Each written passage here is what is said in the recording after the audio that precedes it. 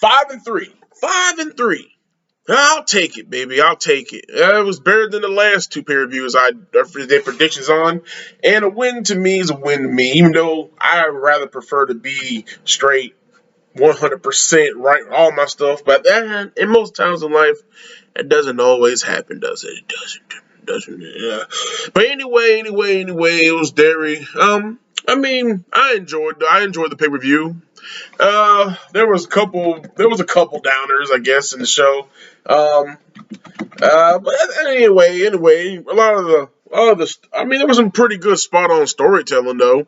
But though, hey, I was right about the whole kickoff match. I said that most likely there was gonna one of the kickoff match was most likely going to be the United States Championship match between Riddle and Mustafa Ali because literally that was like the least important storyline match of them all. And I was right. But I did get a little thing wrong with my prediction of it. I did get my pick right who was going to win, but I said that the rest of the members of Retribution was going to try to find some way to try to intertwine themselves in the match, some way to try to help Ali. But actually, no. They stayed completely out of it. They just literally just looked on from the ring. And actually, it was quite interesting. It was quite interesting and all. And I was actually impressed that they didn't do nothing. But boy, I was right when I wrote down in my book. I was like, man, there's going to be some more descent into the Retribution. I just didn't know that it was going to go from one level drop to like straight down to the depths of hell drop. Because those guys straight up just. I don't know if the faction has ended or they just kicked Mustafa Ali's keister out of the way and just taking it over themselves. Well, all I know is that Mustafa Ali is definitely not associated with them anymore because they made sure that. Reckoning left.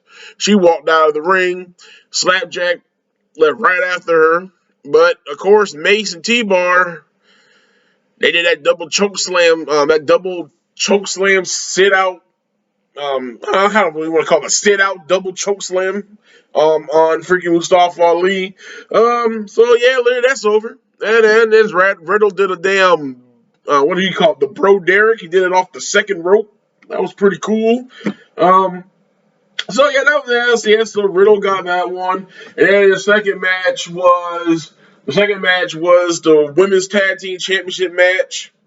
I was kind of disappointed because I was really hoping they actually won the match because, literally, if you think about it all in all, literally right now, during these last couple months, the women's tag team division storyline has not really had any strong contenders for it, and the storylines haven't really been all that good for the last several months. Most of the time they'd be decent at par, but outside of the NXT situation that they messed up in that match in the ending, literally, yeah, that match was not really the outcome of this match. It was a good match. They did great storytelling. Shayna and Nia were bickering most of the whole match. Sasha and Bianca were bigger on their side of the ring throughout most of the whole match. It was keep going back and forth for how they didn't trust one another and everything else. So it was intriguing how they did it, but literally, I was kind of hoping that, because at first, when they were doing NXT and it was Raquel Gonzalez and Dakota Kai going for the women's tag team championship belts, I was like, yo, man, it would be cool if they had Dakota Kai and Raquel Gonzalez win the tag team championships. And then, they end up going to WrestleMania and defending the tag team title, represent NXT.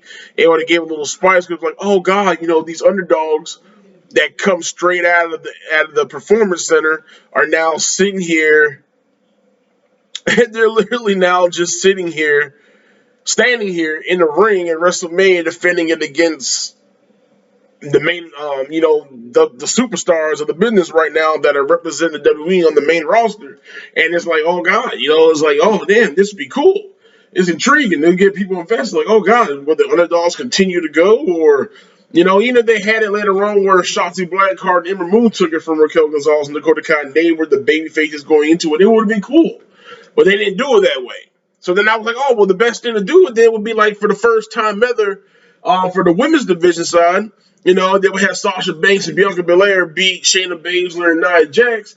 And then for the first time ever in history for the women's division, the tag team champions will go into WrestleMania to battle over one of the world championship belts of the women's division. That would have been cool. I mean, you haven't seen something like that since Shawn Michaels and John Cena for WrestleMania 23 now. I was like, no, well, this would be cool. Well, they didn't do that either. They had it where they were Nia Jax and Shayna Baszler retained. So literally, in my point of view, WrestleMania's women's tag team championship match is definitely going to be the boring one. It's not really, because literally all in all, like what they going to do? They're probably just going to do some triple threat or freaking fatal four-way tag team match and have three other tag teams in there that right now are still trying to build their storylines up as strong tag teams, and this is going to be a bunch of weak tag teams trying to win a belt from the actual one of the strongest tag teams right now that actually makes sense of holding a belt. I mean, but literally, they don't really have nobody strong to go. That's why I said that maybe it would have been better on Sasha and Bianca, but I guess we're not going to get that. And literally, Baszler and Jax won. They retained the championship. They had a little help from Reginald a little bit. He kind of interfered in it a little bit, but yes. So yeah, we still got the same women's tag team champions. Then literally one of the matches I was looking for the whole night was the Intercontinental Championship match. Which came up next was Big E against Apollo Crews, and they started off the match great. I mean, they came out with their intensity. Big E came out right off the bat and started throwing hands, and they were fighting their keisters off. Everything was going on well. Then out the blue, it just went to like a I think it was like a suplex pin bridge, and then like a suplex bridge pin, and then next thing you know, it got turned into Big E doing it onto Apollo, and then Big E got the 3 count on Apollo, and then it just went to just to Apollo Crews getting one-upmanship on him after the match was over. He just stood tall over Big E after giving a good number of an ass whooping onto him. You know what I'm saying? So it's like, I mean, like at the end of the day, the storyline is still good. But I guess in somewhere form, I was going for Apollo for this one. I was like, maybe Apollo will win the title, and then he'll go in to WrestleMania the champion. But then I was like, it would seem a little better because then it would at least be a one-on-one match, But literally now Apollo Crews in match-wise of having actual matches with Big E, he's lost 3 times now, I think, back-to-back. For title matches, he's lost 3 title matches now. So now, literally, they're going to continue this rivalry into WrestleMania. So now, literally, that they had no choice but to get Apollo Crews the title by WrestleMania time. And now, then they just jinxed this whole brand new, gimmick of Apollo Crews that's kicking ass. So literally, I'm going to go for Apollo with WrestleMania because I know, and they better do a gimmick match too. They better be something like a Falls Count Anywhere or something because this match has gotten too damn personal now to be a regular one-on-one singles competition match. It's too personal. They've already done been trying to take each other's out of their own careers. They've been trying to hurt one another. So they really need to get a gimmick match at WrestleMania just to settle this once and for all. Well, at least somewhere for. And then, so yes, Big E retained. That was another failure along with the women's tag team championship match. So that was 2 of my 3 failures, which I'm glad to say that I'm almost done at that situation. Then later on, we went on to freaking we had because they had, I guess, Shane McMahon actually hurt himself. I'm not for sure, or if he was playing it. I'm thinking he played it off. I think he really ain't hurt, but literally, he said that he got an injury in his leg, probably MCL or ACL, whatever. But he got injured, so he then eventually ran into Elias while he was leaving the trainer's room in the crutch, and Elias was trying his best to get a chance to have Shane McMahon agree that he could actually do a concert at WrestleMania because he totally needs to do something, something that he's been wanting to do WrestleMania again. And, he was trying to say that he never had his chance and he wants his chance, but like, boy, you just did it last year, but whatever. But literally wants to do another concert at WrestleMania. Shane McMahon tells him we'll talk about it. He fakes him going into the ring to do a performance in the ring, a song, and then he literally gets bait on to taking Shane McMahon's place unwillingly, unknowingly, and unwantingly. And then, so literally he had to face Braun Strowman. Didn't go well for him. Braun Strowman mainly dominated the match. He beat Elias 1, 2, 3. So I got right. So literally at the end of the day, and I'm sorry about that because literally when I was looking at the card for Fastlane, it didn't have the Braun Strowman Shane McMahon, so I thought maybe they dropped the match for something. But literally, they actually just didn't put it in there yet. I guess they didn't update it and properly put it in. So I'm sorry about that. I did believe my choice of who I picked for that match in the comments, and I pinned it down in there. But anyway, but yes, I did vote Braun Strowman to win that match. And even though it wasn't Shane, it was still Braun Strowman in that match. Braun Strowman still won, so I still got a 1-up. Still got a thumbs up. Literally, there ain't really much really to tell about after that because after that, because Shane didn't stay out for the match. Shane left. So he wasn't even out there during the match. He was out. So literally, there's nothing really to talk about else out of that. After the match, he just left. It was practically like a segment of Raw that's really on the pay-per-view. It wasn't really all that. It was just a filler match. Literally became a filler match because the real storyline wasn't there. So blah blah about that. And then we went to Seth Rollins and Nakamura. It was probably one of the best matches of the night to me. I really enjoyed it. I thought they Shinsuke really shined really in that match. I really think he did a good job, and Seth Rollins really also did a great job in selling some of those moves that Shinsuke was doing on him. That was great. That was probably one of my favorite matches of the night was the Shinsuke Nakamura Seth Rollins match. That was definitely great. But yeah, Rollins won like he should have because in the storyline wise, if he's going to be going to WrestleMania going against Cesaro, which we know is going to happen, you can't have him losing at Fastlane, even if it's Shinsuke Nakamura. Shinsuke Nakamura have to do something else. Hopefully they do though because Shinsuke's been shining hard too, so hopefully they do something with him. Literally outside of that, then we go to the no holds bar match between Drew McIntyre and Sheamus, and I probably have to say. Or I will say that was the best match of the night to me. I really enjoyed the McIntyre Sheamus match. That was the best match to me that night. That had the most action. It was great. You could tell that they got good chemistry with each other. They know each other so well because they just did that match great. I really enjoyed the bumps that they took. They were really laying it on each other, boy, with those hits, man. I don't even know, man. Those were, if hits could be a shoot, that was a shoot. Those guys were doing some good stuff.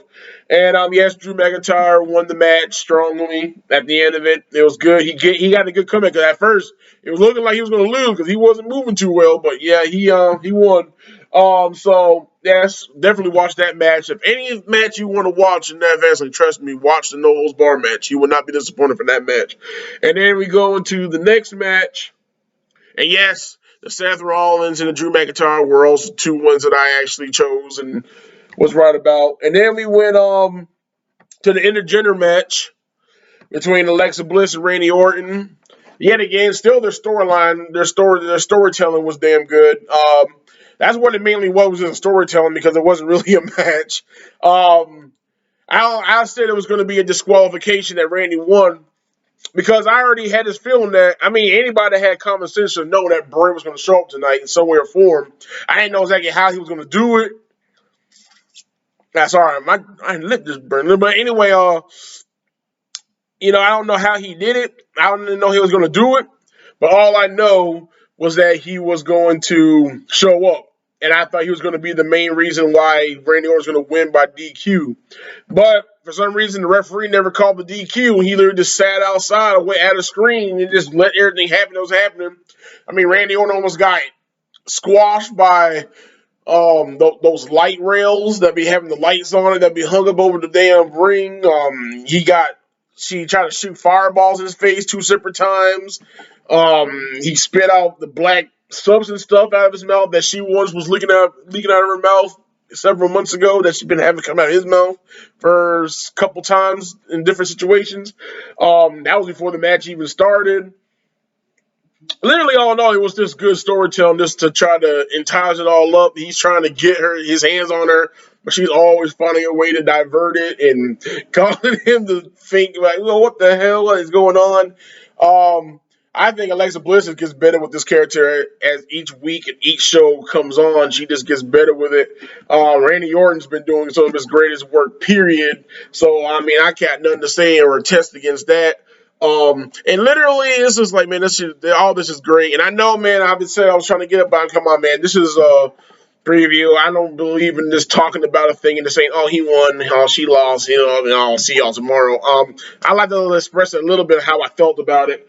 So yeah, and then Bray Wyatt came back with a brand new mask. Literally, it's the same mask, but it's scorched and like one of his eye areas is more open. It looks more like a scorched skull and shit, and half his face is all scorched and burnt up, and one side is still all intact, just dark from the burns, while the other one is more melted away, like it's showing muscle flesh and stuff. It's cool.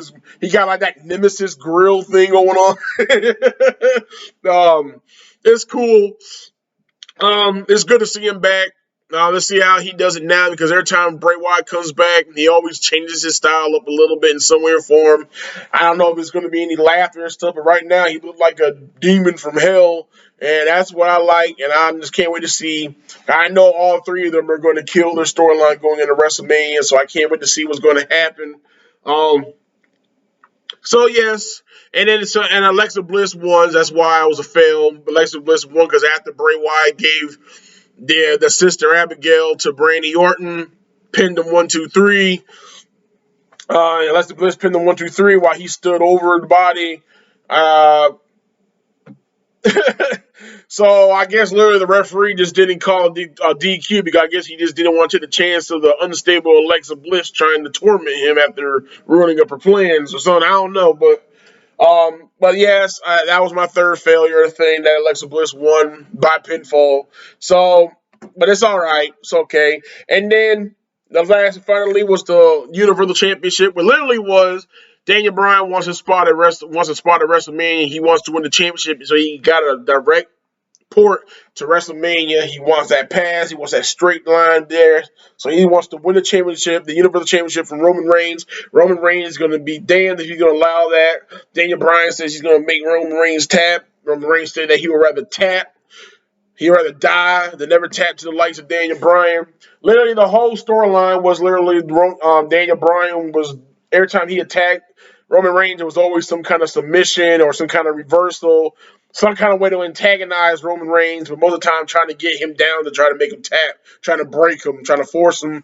And Roman Reigns, on the other hand, was always the brutality, and he's going to do everything he can to make sure that Daniel Bryan won't make it to the next episode of SmackDown. So it was cool about that because I love mixtures of things. I like a powerhouse against a technical wrestler or a high flyer against a well-grounded athlete. I like those kind of stuff like that. The unpredictable one against the strategist.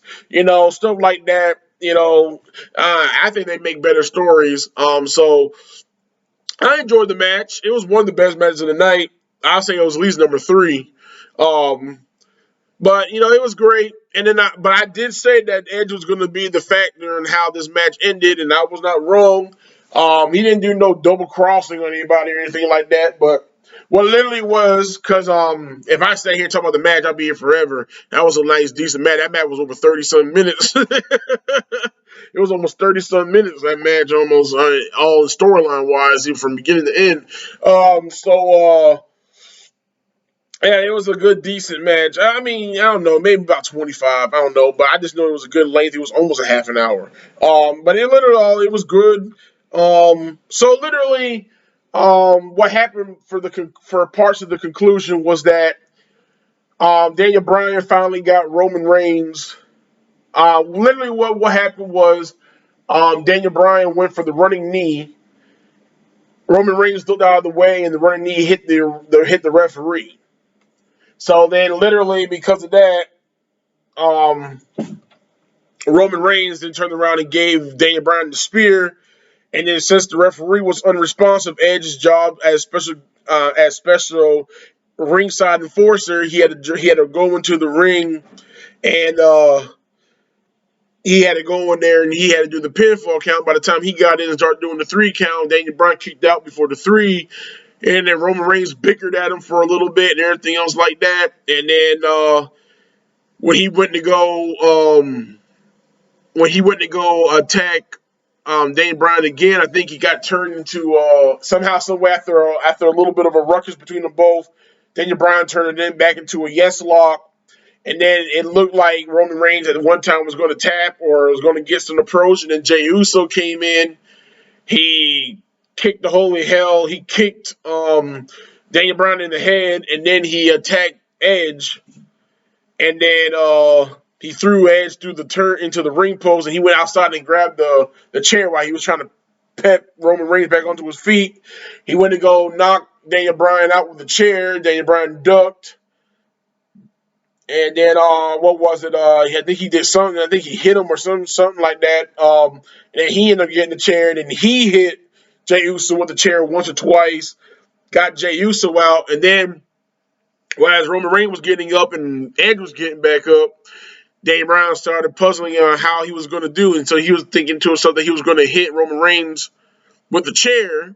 And when he went to go hit Roman Reigns' chair, Roman Reigns ducked. And, of course, the cliche thing that happens with all ring enforcers, they have to get hit at least once in the match. Daniel Bryan hit Edge with the chair. That will come into form later on. They'll go in, and later on, him and Roman went back and forth to the point where finally Daniel Bryan got Roman Reigns down for good with the yes lock. Roman Reigns, even at one point, actually lightly tapped out. Yeah, lightly tapped, but it doesn't matter, man. Even though he did, it made Daniel Bryan look strong still. Because he was going to lose, but it still made Daniel Bryan look strong because he did make Roman tap. So, but the referee didn't see it. So that was that fun old heel thing, like, oh, I'll never tap. And when they do tap, the referee never gets to see it, so it never happens. But we know it happens, and it just pisses you off, like, oh, that's so close. And then literally, during that situation, though, Edge got back up, and Edge was pissed off, so Edge hit Daniel Bryan with the chair, and then Edge hit Roman Reigns with a chair. And so literally, he didn't just choose one; he hit them both. Told him this is his time. This is his time. Screw them both, and he ended up leaving. And then that whole situation right there with the chair shots literally kind of led to the end of the match. Roman Reigns got the pinfall victory over Daniel Bryan because the referee got back up. He was more responsive. He got back up to the pinfall. Roman Reigns remains champion. So I don't know if they're going to have it because Daniel Bryan did make Roman Reigns tap and the referee didn't see it. They're going to make it a triple threat match at WrestleMania, or if they're literally just going to have it where it is Edge and Roman. I don't know, but all I know is it ended pretty good. It ended the way like it should have went that way in some way or form. He didn't choose no one. He did a smart thing. He hit them both with a chair, so he couldn't be pissed off that he chose one over the other. So literally, it was like it was good. So I mean, all in all, it wasn't a bad pay-per-view. Anybody that really sits there and says a bad pay-per-view was just talking out of their ass. They're just too high on other stuff. But couple matches could have been better, but I mean, that's every pay-per-view. I don't give a damn what nobody says. I don't care if it was AEW or not. Every damn show has those matches where it's like, yeah, it was all right. Could have did a little better with this one. But all in all, most of the storytelling was exact how it should have been on most occasions. It was good. It stayed realistic. I'm all right with that. And a good thing is that our girl Rhea Ripley, she's coming to Raw tomorrow night. We're going to get the Nightmare. Yes.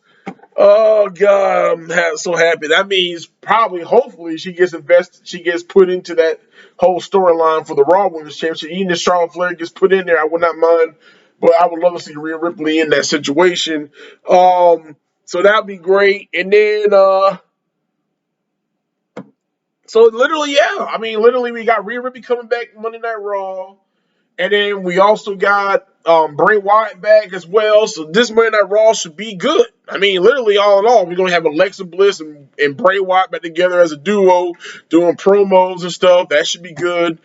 Randy Orton's going to be there. Rhea Ripley's going to be there. Charlotte Flair is going to be there. You're going to have Asuka. You're going to have you're going to have all the key pointers that we need is going to be there. Bobby Lashley, Drew McIntyre, whatever they have Sheamus do.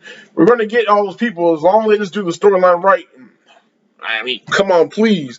And it's like, so literally, yeah, man. I mean, it's like, yeah. I mean, we didn't have a title change in this night, but you know what? It's all right because we already knew it was a filler thing.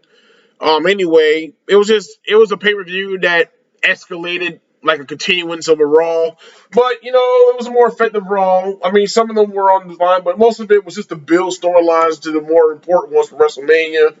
Like, you know, the Shinsuke and the Rollins going to lead up to the Rollins and Cesaro. You know, the fallout of Retribution. That's going to lead up to something for WrestleMania. You know, you got Rhea Ripley coming. You know, the stuff with Braun Strowman. I don't know if it's over or Shane McMahon's really hurt. I'm pretty sure he probably ain't. I don't know. You know, literally the Drew McIntyre can go into focus now. He done buried the hatchet at one for now. And he's going towards the Bobby. So, I mean, he still had good intentions, the stuff. I'm happy that we're going to get to still see Apollo and Big E. They get to do a little bit more fierceness. Give me a gimmick match for WrestleMania, please. I want to see these guys do more of what they did tonight in a more full, but yet a more solidified, strong finish instead of some suplex pin and shit. But you know, it's all right. And I'm not gonna try to take any more of y'all time. So literally, I'm gonna say if you guys let me know what you guys thought of the show. And oh yeah, I will take a little bit more of your time because yes, I also want to let you know that the reason why this one came out a little bit later than what it should because I also watched the Broken Skull sessions with Randy Orton and I loved it. I mean, I always love the Broken Skull sessions, and so I mean, maybe I'll talk about that some other time, but I'd rather focus on that in a different situation. But literally, so yes, like I was saying, comment, like, subscribe. Sorry for the long video. I tried my best to make it as short as I can, but I really want to talk about it. I like talking about it.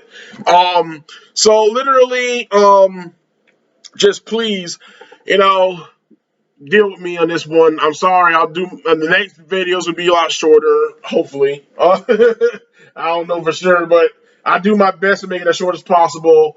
So along with that, you know, hit the thumbs up, hit the bell, you know, share this, please. I appreciate it. Along with all that, and as always, I'm gonna close this shit up. Wrestling's forever, and if you don't agree, it's not my damn problem.